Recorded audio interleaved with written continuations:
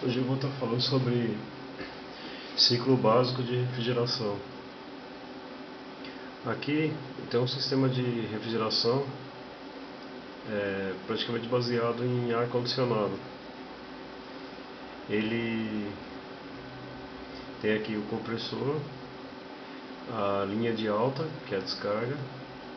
Aqui é o condensador e aqui válvula de expansão e vai para o evaporador, né?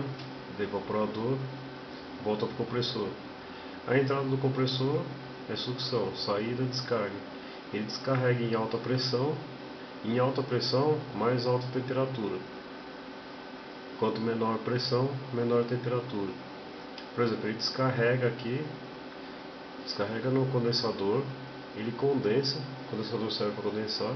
Por exemplo, o líquido entra no condensador a 55 graus, troca calor com o ambiente, que digamos que esteja externo em 35 graus, ele vai ter uma troca e vai dar uma queda para 48. Ele sai do condensador. No caso do condensador, a linha sai pela parte de baixo do condensador, né? Ele entra por cima e sai por baixo. É que aqui o desenho está invertido. Aí ele passa pela válvula de expansão para poder dar a queda de pressão. Na válvula de expansão tem um golpe de ariete. Ele sai 80% líquido e 20% vapor. Ele dando essa queda de pressão, ele diminui a temperatura.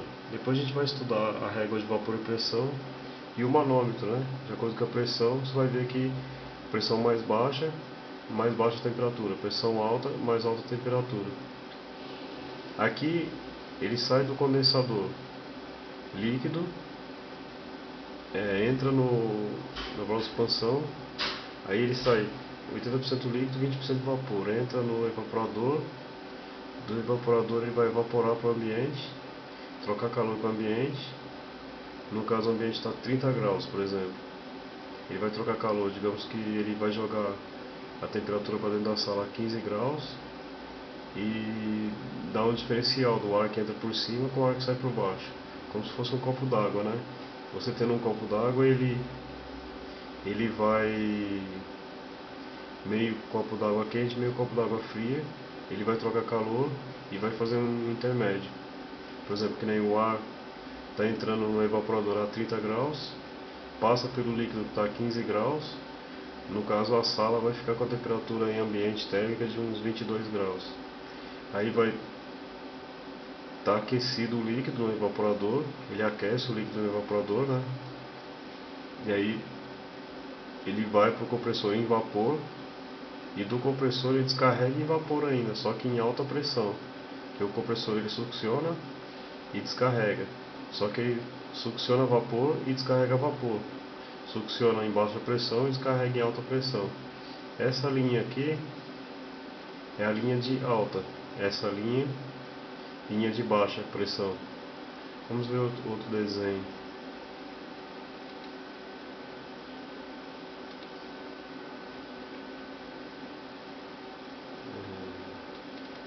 Tem um ciclo aqui que está mais simples ainda.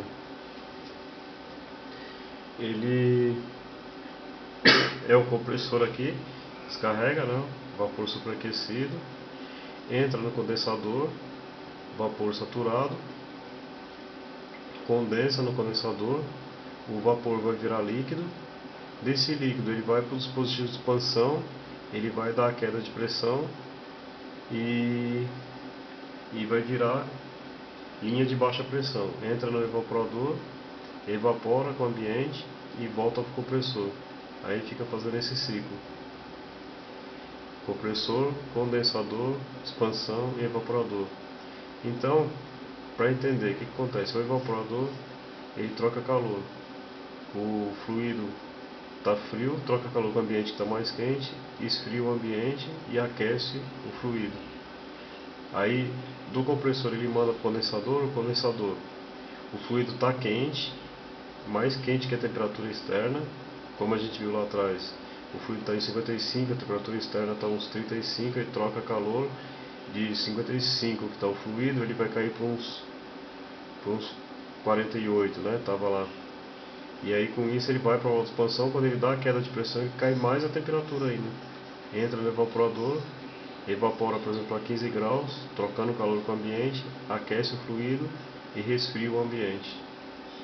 Tem aqui um outro sistema mais complexo de câmara frigorífica do Emerson. Aqui o que ele faz? Aqui é o compressor, ó, compressor, descarrega do compressor, vai para o condensador, condensa, aqui é o motor do condensador, vai para a válvula de expansão, expande, cai, dá queda de pressão, cai a temperatura, evapora no ambiente e volta de novo para o compressor. Aqui tem vários componentes porque é um esquema de uma câmara frigorífica que tem vários outros componentes, separador de óleo, tem termostato de óleo, contator, pressostato, tem vários componentes que não tem um sistema básico, né? Como geladeira, essas coisas. O importante aqui é entender que o compressor ele succiona vapor e descarrega vapor, só que ele succiona baixa pressão e descarrega alta pressão. Depois, com o tempo, a gente vai fazer superaquecimento e subresfriamento. Esse superaquecimento e subresfriamento é exatamente para descobrir qual a quantidade de líquido que vai no seu sistema.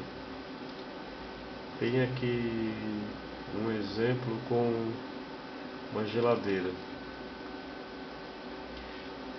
A geladeira funciona da mesma forma.